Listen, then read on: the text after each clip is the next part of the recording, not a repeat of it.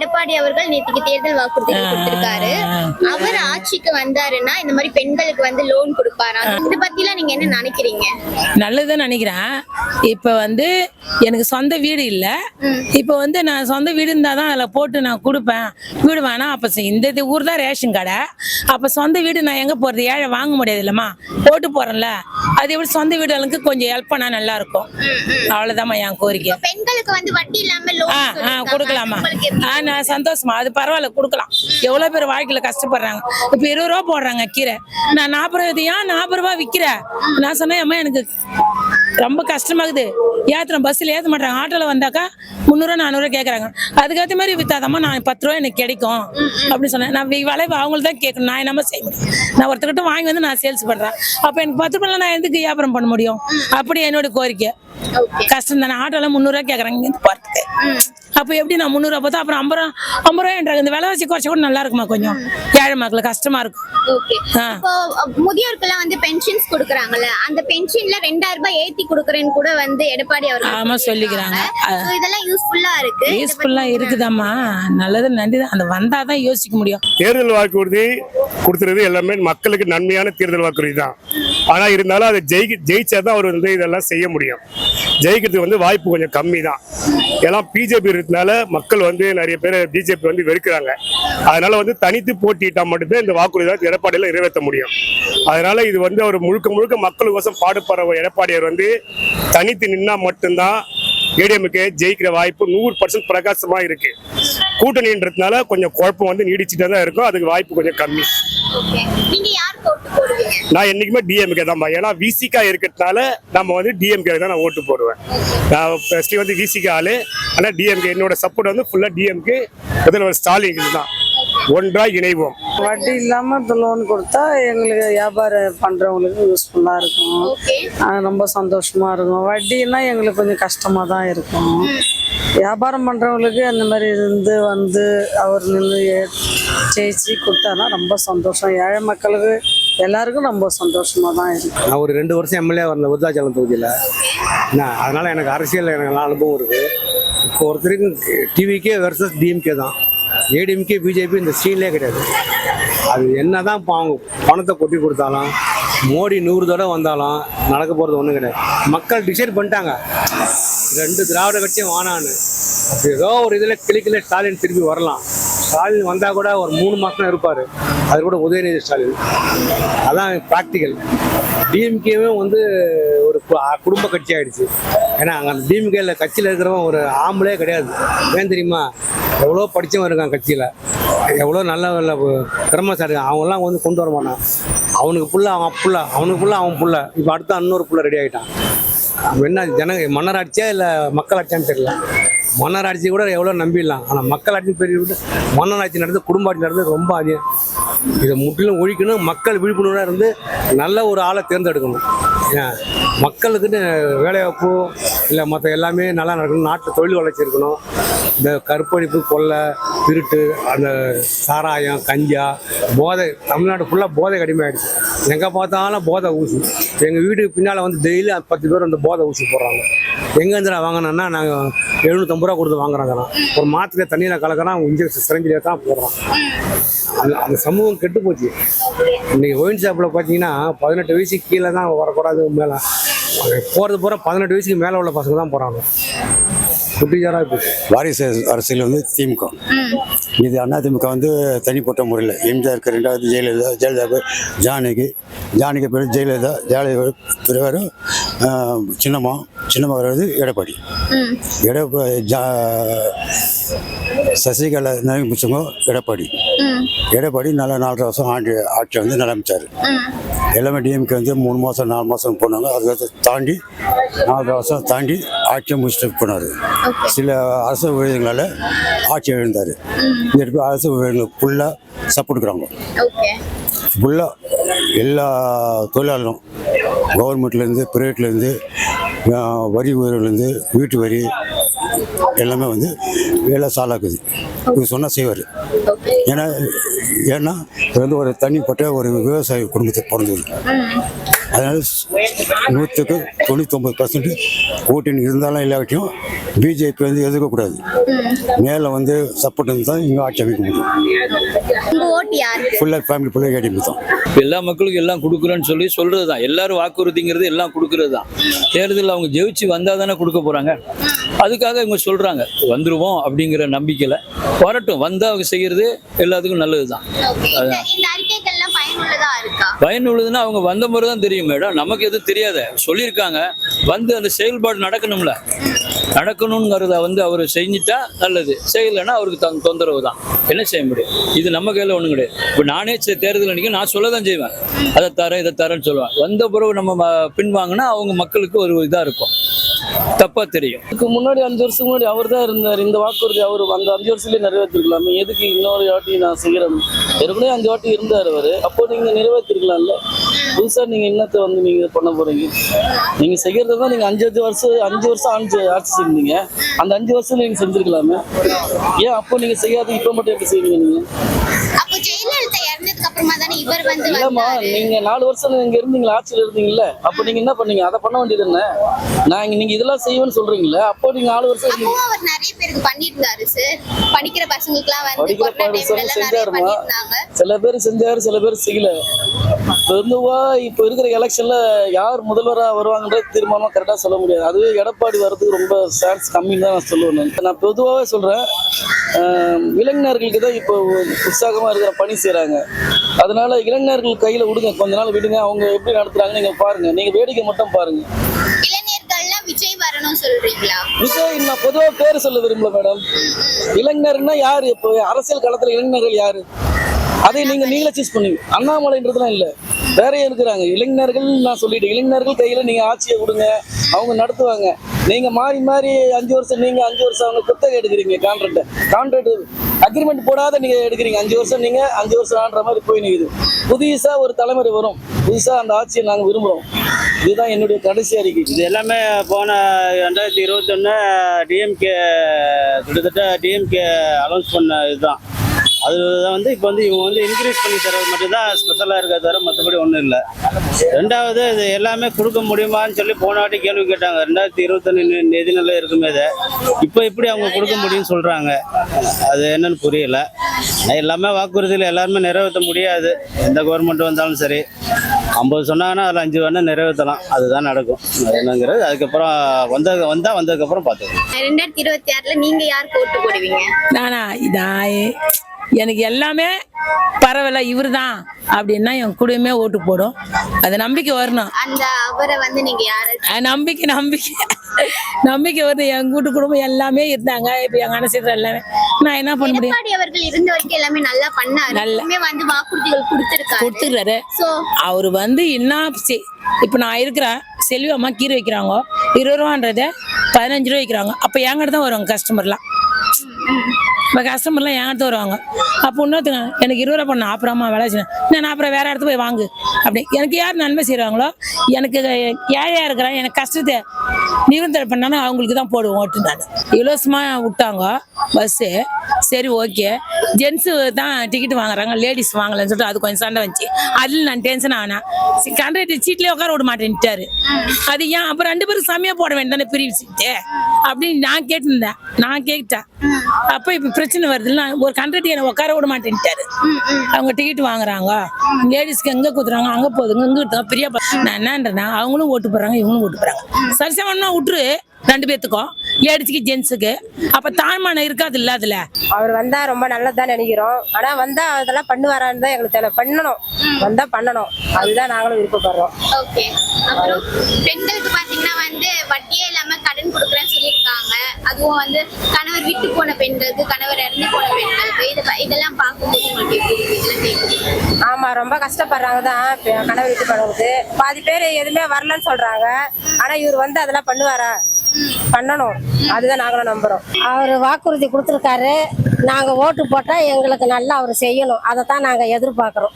நாங்க ரெட்டலைக்கு போட்டுக்கிட்டு இருந்தோம். இப்ப அடுத்து இவர் வந்திருக்காரு, இவருக்கு நாங்க போடுறோம். நாங்க ரெட்டலைக்கு போய் கட்சிக்காரங்கனால இவருக்கு தான் நாங்க போடுவோம். ஆனா இவருக்கு எங்களுக்கு நல்லா செய்யணும். முதல்ல எங்களுக்கு பஸ் வசதி வேணும். இந்த பிரி பஸ் விட்டுட்டு எங்களுக்கு பஸ்ல ஏற முடியல, இறங்க முடியல. காலத்துக்கு வைக்கிறவங்களே பஸ் எடுத்துடுறாங்க. நாங்கள் இடிப்பட்டு தொழிப்பட்டு தான் வரோம். காலைல ஆஃபீஸுக்கு வர நேரம் பஸ்ஸு சரியாக வர மாட்டேங்குது. ரொம்ப நெருக்கல்ல தான் நாங்கள் வரோம். என் ஊர் திருசூலம். திருசூலத்துலேருந்து செல்லம்மா காலேஜுக்கு வரேன். ஒத்த காலை வச்சுன்னு தான் நாங்கள் வரோம். ரெகுலராக வர மாட்டேங்குது பஸ். அந்த டைமுக்கு ஆஃபீஸ் வேறு வர மாட்டேங்குது. பஸ்ஸுக்கு தான் ரொம்ப கஷ்டப்படுறோம். எங்களுக்கு அந்த மாதிரி பஸ் வசதி வேணும். நாங்கள் 10,000 ரூபா சம்பளம் வாங்குறோம். நாங்கள் டீலக்ஸ்லலாம் வர முடியாது. சாதாரண பஸ்ஸில் தான் வர முடியும். சாதாரண பஸ்ஸே எங்களுக்கு கட்டணம் இருந்தாலும் கம்மி கட்டணத்தில் நாங்கள் கூட வந்துடுவோம். எங்களுக்கு பஸ் வசதி தான் வேணும். அதை வந்து எடப்பாடி பஸ் வசதியை சேர்ந்து கொடுக்கட்டும் எங்களுக்கு. வாக்குறுதி அவங்க சுலபமாக கொடுப்பாங்க. எந்த அரசியல்வாதிங்க சுலபமாக கொடுக்க சொல்லு, அவங்க மனசில் என்ன நினைக்கிறாங்களோ அதுதான் கொடுக்குறாங்க. வந்து செயல்படுவாங்களான்றது வந்து நிச்சயமாக கிடையாது. அதனால் அவங்கவுங்க அவங்க கட்சியை காப்பாற்றுக்கும் பதவிக்கு ஆசைப்பட்டு தான் அந்த மாதிரி பேசுகிறாங்களே ஒழிய யாரும் உண்மையான ஒரு மக்கள் தொண்டோட வரல ஆட்சிக்கு. அதுதான் உண்மை. இவங்க இதுக்கு முன்னே இருந்த தலைவர்களும் அப்படி தான் என்ன. அதனால் இப்போ வரவங்க அதை விட மோசம். வந்தால் 1 மணி நேரத்தில் எவ்வளோ சம்பாதிக்கலான்றது தான் கொஞ்சம் வாக்கத்தோடு வராங்களே. 1 மணி நேரத்தில் மக்களுக்கு என்ன செய்யணுன்ற மோட்டிவேஷனே கிடையாது. அதனால் யாரை பற்றி எதையும் சொல்ல முடியும். எல்லா அரசியல் தலைவரும் ஒரே மோட்டிவோடு தான் இருக்காங்க, ஒரே எண்ணத்தோடு தான் இருக்காங்க. அது ஜனங்களுக்கு எந்த விதத்தையும் உபயோகமும் இல்லை, நஷ்டம்தான் வழி, உபயோகம் கிடையாது.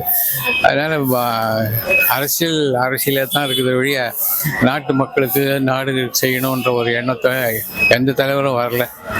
ஒருவேளை நானே நாளைக்கு ஆட்சிக்கு வந்தால் கூட அது மாதிரி மாறிடணும் தான் எனக்கு தெரியுது. பேசுன வழிய மாற்ற வச்சிருவாங்க. நம்ம ஒழுங்காக இருந்தால் கூட நம்ம மிரட்டி கிரட்டி மாற்ற வச்சிருவாங்க. மாற்றவங்க அரசியல்வாதிங்க தான், வேற யாரும் ஒன்றுமா.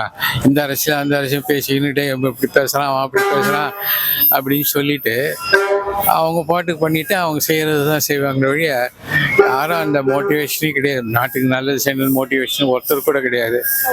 அதனால யாரை பற்றி எதையும் சொல்ல இதுதான் பொதுவாக சொன்னோம்னா எந்த அரசியல்வாதிகளும் நேர்மை கிடையாது, இது கிடையாது. சத்தியமும் மனசாட்சியே கிடையாது. நேர்மையை விட்டுடுங்க. மனசாட்சியோடு வர யாரும் அரசியல் வரதில்லை. அதனால் நம்ம கஷ்டமாகும். ஜனம் பப்ளிக் கஷ்டப்பட்டு தான் ஆகணும். இப்படி தான் ஓடும் காலம். இனிமேல் இதை விட மோசமாக கூட போகலாம். நாங்கள் நல்லது தான் நினைக்கிறோம். ஆனால் அவர் சொல்கிறதெல்லாம் நாங்கள் கேட்குறோம் தான். வீடு கட்டி கொடுக்கறது, மக்களுக்கு எல்லாம் செய்கிறது எல்லாமே சொல்லியிருக்காரு. டிவியில் நாங்கள் பார்க்குறோம் தான். அந்த மாதிரி செஞ்சால் நல்லது தான். நாங்களாம் கஷ்டப்பட்டு தான் இந்த வேலைக்கு போயிட்டு இது பண்ணி ஓடியாரோம். எங்களால் ஒன்றும் கிடையாது. வீட்டில் ஆம்பளைங்களே எங்களுக்கு சுகம் கிடையாது. அப்படி இருக்கும்போது ஏதாவது ஒரு உதவி பண்ணால் நல்லா தான் இருக்கும். அப்படி செய்கிறாங்க மாதிரி இருந்தால் நாங்கள் எல்லா ஓட்டும் அப்படி தான் போடுவோம். போடாதெல்லாம் இருக்க மாட்டோம். இப்போ அவர் சொல்லிட்டாரு இல்ல, வாக்குறுதிகள் நிறைய சொல்லிட்டாரு. நமக்கே தெரியுது மேபி பண்ணலாம் அப்படின்னு சொல்லிட்டு உங்க ஓட்டு நீங்க அவருக்கு போடுவீங்களா? கண்டிப்பா போடுறோம். இதாப்பா ரெட்டால தானேப்பா. அது வருஷம் வருஷம் நாங்க அப்படிதான் போடுறோம்ப்பா எல்லாருக்குமே. எங்க வீட்டுல ஜெயலலிதா எம்ஜிஆர் தான் எங்களுக்கு இது. அப்பையில இருந்த சின்ன பிள்ளையில இருந்த எங்க குடும்பமே எல்லாருக்குமே அவருக்கு தான் நாங்க போட்டிருக்கோம். நாங்க கடலூர் அங்கேயே இது பண்ணி அவருக்கு நாங்க எல்லாம் நாங்க செஞ்சிருக்கோம். மைதானத்துல வருவாங்க மீட்டிங் பேச. கண்டிப்பா எடப்பாடிக்கு உண்டு. பாண்டிச்சேரி தானே அவரு கண்டிப்பா உண்டு. எங்க ஊர்ல என் பொண்ணுக்குன்னு என் பிள்ளை எல்லாமே அங்கதான் இருக்காங்க. அவர் ஓட்டு எல்லாமே எங்க ஓட்டு எல்லாருமே அங்க அவருக்கு தான் போடுவோம். எடப்பாடி ஜெயிச்சா உங்களுக்கு எந்த அளவுக்கு சந்தோஷமா இருக்கும்? பாண்டிச்சேரியில நல்லா தான் செய்யறாங்க. அதே இது இங்க நான் தமிழ்நாட்டுல நான் இங்க இருக்கேன். எங்களுக்கு சரி ஏதோ ஒண்ணு செஞ்சா நல்லா தான் இருக்கும். அங்க செய்யற மாதிரி இங்க செஞ்சா ரொம்ப நல்லா தான் இருக்கும். 2000 ரூபாய் கட்சா நல்லது தானே. இல்லாத பட்டவங்க எங்க மாதிரி தொழிலாளிகள்லாம் நல்ல விஷயம் தானே. வந்தா நல்லது நடக்கும். வரணும், எங்களுக்கு தெரிஞ்சு வரணும், அவ்வளவுதான். நிறைய பேர் வந்து இல்ல அவர் வரக்கூடாது அப்படிலாம் சொல்றாங்க. அப்படி இல்லை, அவங்க என்ன சொல்றது வரக்கூடாது. மக்கள் தானே முடிவு பண்ணணும். வருமா வரமாட்டோமா மக்கள் தானே முடிவு பண்ணணும். நீங்க நானும் தானே முடிவு பண்ணணும். நம்மளுக்கு யாரு இஷ்டமோ அவங்களுக்கு ஓட்டு போட போறாங்க. வந்தா நல்லது, வராதவங்க அனுபவிச்சுட்டு போறாங்க, அவ்வளவுதான். எனக்கு தெரிஞ்சவங்க இலவசமே தேவையில்லை. அதில் ஜனங்களை ஏமாத்து வேலை. ஆக்சுவலாக இது எடப்பாடிக்கு இது கடைசி எலெக்ஷன். இதுக்கு மேலே எடப்பாடிங்கிற பேரே இருக்காது தமிழ்நாட்டில். ஏன்னா இந்த ஏடிஎம்கே குடிச்சராகணும் எடப்பாடி தான். சுயநலத்துக்காக கோடி கோடியோ கொள்ளடிச்ச பணத்தை வச்சுக்கிட்டு எல்லாரையும் விலைக்கு வாங்கி வச்சுக்கிட்டு அரசியல் நடத்துறாரு. அந்த ஜெயலலிதா எம்ஜிஆர் நினப்பு அது மக்கள் ஒருபோதும் எடப்பாடி ஏற்றுக்க மாட்டாங்க. அவர் என்னதான் குட்டிக்காரனை போட்டாலும் ஏடிஎம்கேவே சீன்லேயே கிடையாது எலெக்ஷனில். டிவிகே வெர்சஸ் டிஎம்கே தான். இதில் 100% டிவிகே வெர்சஸ் டிஎம்கே தான். எடப்பாடி சீன்லேயே கிடையாது. அவர் என்னதான் தங்கமாக கொடுக்குறனாலும் ஜனங்க நம்ப போகிறது கிடையாது. ஏன்னா இது கடைசி எலெக்ஷன் அவருக்கு. இதோட கட்சிக்காரனே அவர் அடித்து துரத்த போகிறான். அதோட கிளைமேக்ஸ் முடிஞ்சு போச்சு. அது 12வது தோல்வி. அது அவரால் ஒன்றுமே பண்ண முடியாது. அவர் பெருசாக நினைக்கிறாரு, நான் எம்ஜிஆர் அம்பிரா ஜெயலலிதா மாரி ஒன்றும் கிடையாது. காசு கொடுத்து ஆளை கூப்பிட்டு வராங்க, அது கூட ஒழுங்காக கொடுக்குறது கிடையாது. என்ன அதனால் வந்து எல்லாம் எடப்பாடி சீன் முடிஞ்சு போச்சு. ஜனங்கள் நம்ப மாட்டாங்க, மக்கள் இலவசம் தேவையில்லை. அவன் உழைக்கிறான், அவன் காசு கொடுத்து போக போகிறான். எது இலவச பஸ் ஆண்களுக்கும் பெண்களுக்குன்னு? அப்போ கவர்மெண்ட் எம்டிசி நஷ்டத்தில் போகணுமா? ஆல்ரெடி நஷ்டத்தில் தான் போயிட்டுருக்கு. இப்போ மேலும் மேலும் கடன் சுமை ஏற்றுறது யார் தலை? நம்ம தலை தான் வெடிக்கிறாங்க. இப்போ ஒவ்வொரு தலைக்கும் 1,80,000 கடன் இருக்குது. அது யார் கட்டுறது? நம்ம பேரில் வச்சு அவங்க தான் கட்டுறாங்க. கட்டில் திவாலி ஆயிடுச்சுன்னா ஒன்றுமே நடக்காது. தமிழ்நாடு குடிச்சவர் தான். அதனால் வந்து இலவசமே தேவையில்லை. எடப்பாடி அவர்கள் தேர்தல் வாக்குறுதிகள் கொடுத்திருக்காரு, இதை பத்தி நீங்க என்ன நினைக்கிறீங்க? தேர்தல் வரும்போது தான் வாக்குறுதி கொடுப்பாருன்னு எனக்கு தோணுது. புரியல. எப்படியாவது ஆட்சி பிடிக்கலாம் அப்படின்னு தோணுது. அதனால கொடுத்தாரு. ஆமா. ஆனா அவர் இருந்த போது கூட நிறைய விஷயங்கள் பண்ணிட்டு இருந்தாரு இல்லையா? எங்க பண்றாரு? அவங்க அரசியல் நோக்கம் பூரா விஜய் மேல தானே இருக்கு. விஜய் தானே நோக்கம் பண்றாங்க. அவங்க அரசியல் பண்ற மாதிரி தெரியலையே. இலவசம் கொடுத்து எதுக்கு இலவசம் நான் கேக்குறேன். எதுக்கு இலவசம்? வேண்டாமே. அப்ப இலவசம் உங்களுக்கு வேண்டாம். இலவசமே வேண்டான்றேன். நல்ல வாக்குறுதினா நல்ல ஒரு கல்வி அந்த மாதிரி இது மேல கவனம் செலுத்து. எஜுகேஷன் லோனுக்கு வந்து எஜுகேஷன் லோன்லாம் வேண்டாம், அது ரத்து பண்ணிட்டு அரசாங்கம் எல்லாத்தையும் ஏத்துக்கோ. இது சொல்லுவாங்க மேடம், செயல்முறைக்கு கொண்டு வர மாட்டாங்க. இது அரசியலுக்கோசம் சொல்றது தானே. அரசியல் ஜெயிச்சு முடிச்சதுக்கு அப்புறம் அதை கொண்டு வர மாட்டாங்க. கேட்டா கஜானா காலி ஆச்சுன்னுவாங்க. இதுக்கு முன்னாடி ஆட்சி ஆண்டவங்க காலி பண்ணிட்டாங்க, எங்க தலையில கடனை வச்சுட்டு போயிட்டான்னு சொல்லுவாங்க. இதை தானே காலங்காலமா சொல்லின்னு இருக்கிறாங்க. இப்போ இது வாக்குறுதியை மட்டும் வந்து நிறைவேற்ற போறாங்களா? கிடையாது. அவரு பிங்க் பஸ் விட்ட மாதிரி இவர் ஏதாவது ஒரு கிரீன் பஸ் விடுறான்னு அவ்வளவுதான் பண்ணுவாங்க. இப்படிதான் அரசியல் போய் நிற்குது. அதுக்கு தான் புதுசா ஒரு தலைவர் வந்துக்கிறாரு, அவரை பிடிச்சி நோண்டி நிற்கிறாங்க. விஜய் தான் இதுக்கு அரசியலுக்கு ஒரு முடிவு கட்டுவார். அதுதான் மக்கள் முடிவு. என்னுடைய ஓட்டு விஜய்க்கு தான். கண்டிப்பா விஜய்க்கு தான். இதுல மாற்றம் கிடையாது. மக்கள் வந்து என்ன செய்யுது?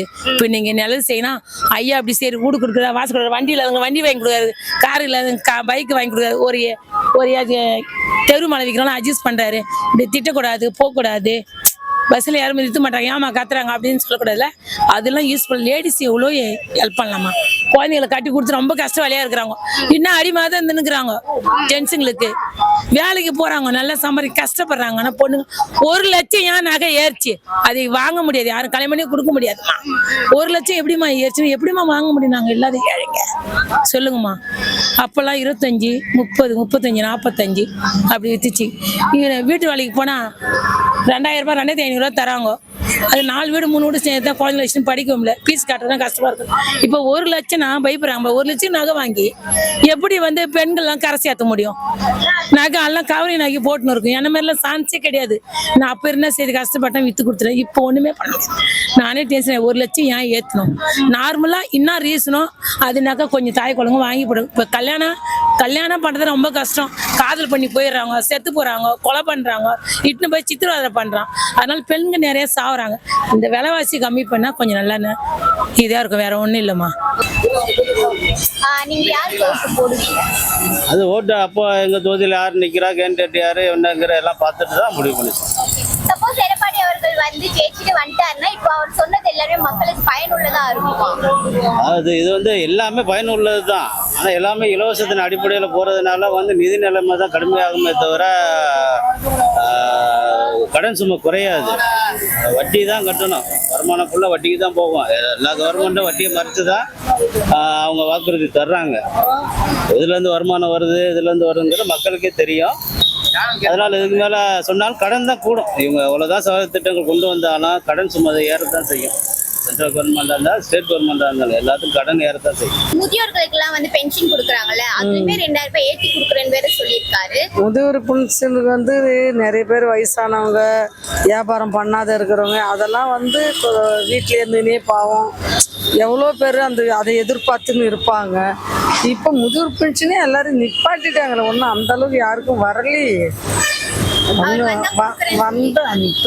நானே எழுதி போட்டுட்டு வந்தேன். நானே எனக்கே விதவை பைசா வரவே இல்லை. எனக்கு நான் 2-3 வாட்டி எழுதி போட்டு பார்த்துட்டு விட்டுட்டேன். சரி நம்ம கடை வியாபாரம் பண்ணுறோம், இதுக்கு மேலே என்னால் அலைய முடியலன்னு விட்டுட்டேன். எனக்கு வர்றது கிடையாது, விதவை பைசாவே வர்றது கிடையாது. எடப்பாடி அவர்களோட ஆட்சியில வரலாம் இல்லையா? வந்ததுன்னா சந்தோஷம் தான் போடுவாங்க. எல்லாம் பற்றியா நம்ம இங்கே இருந்தோம் வரல, இதுக்கு மேலே வந்து வரவங்களுக்குலாம் நின்று போனவங்களாம் வருதுன்னு சொன்னால் எல்லாருமே இப்போ சந்தோஷப்படுவாங்க. அது சந்தோஷம்தான். எல்லாருக்கும் ஒன்று 10 பேர் நல்லா இருந்தால் அது சந்தோஷம் தானே. இப்போ நானும் ஏதோ நாங்கள் கொஞ்சம் அறியாதவங்க ஏதோ போய் வியாபாரம் பண்ணுறோம் 10 ரூபா சம்பாதிக்கிறோம். இதே வயசானவங்க இந்த எங்களுக்கு கீழே இருக்கிறவங்களாம் எவ்வளோ பேர் இருக்கிறாங்க, அவங்கெல்லாம் எவ்வளோ இதுவாக இருக்கும். அவங்க நிலைமைலாம் நினச்சி பார்த்தா இதெல்லாம் ஒரு வருதுன்னு சொன்னால் அது சந்தோஷம். வருதுன்னு சொல்லல, யார் வந்தாலும் அதை முயற்சி பண்ணி அதை செஞ்சு அது 10 பேர் மக்கள் வாங்கினாங்கன்னா அது வந்து அவங்க திருப்தி ஆகும். ஐயோ இவங்க ஜெயிச்சாங்க, இவங்க வந்தாங்க, இதை கொடுக்குறாங்கன்னு சொல்லி திருப்தி ஆகும்.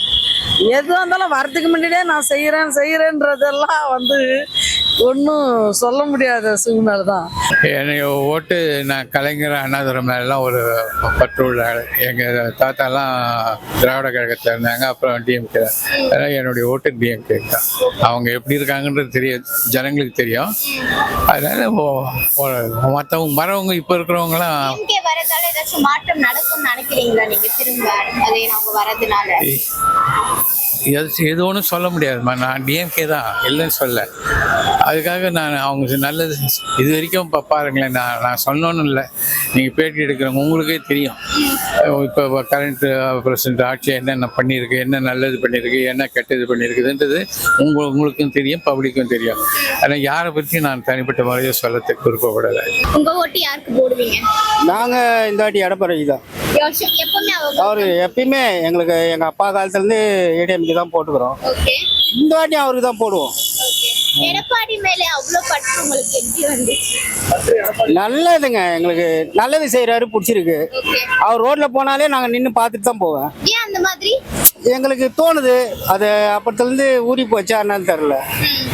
வருவாரு, கண்டிப்பா நம்பிக்கை இருக்கு. ஏடிஎம்கேல எடப்பாடி இருக்கிறதுனால எடப்பாடியை பிடிச்சிருக்கா இல்ல தனியாவே உங்களுக்கு எடப்பாடியை பிடிக்கும்? அப்படிலாம் இல்ல, தனியா பிடிக்க ஏடிஎம்கே தான் பிடிக்கல. மக்களுக்கு யார் நல்லது செய்யறாங்க அவங்களுக்கு தானே பிடிக்குது.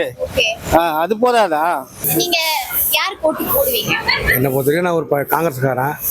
இப்போ புதுசாக ஒரு டிவி கேட்க போகலான்னு இருக்கேன்.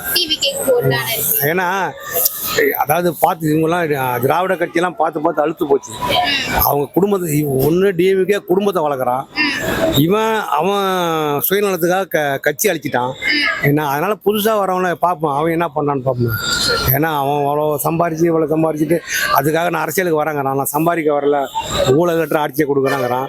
நம்புவோமே, எல்லாருக்கும் சான்ஸ் கொடுத்தாச்சு, இவங்களுக்கு ஒரு சான்ஸ் கொடுப்போம். எப்படி நிர்வாகம் எப்படி இருக்கு பார்ப்போம். எனக்கு தெரிஞ்சிருக்கும் டிவிக்கு ஒரு நல்ல ஒரு இதில் வருவான்னு நினைக்கிறேன். என்னுடைய கணிப்பு. நான் ஆக்சுவலாக நான் வந்து எக்ஸ் எம்எல்ஏ. நான் என்ன 89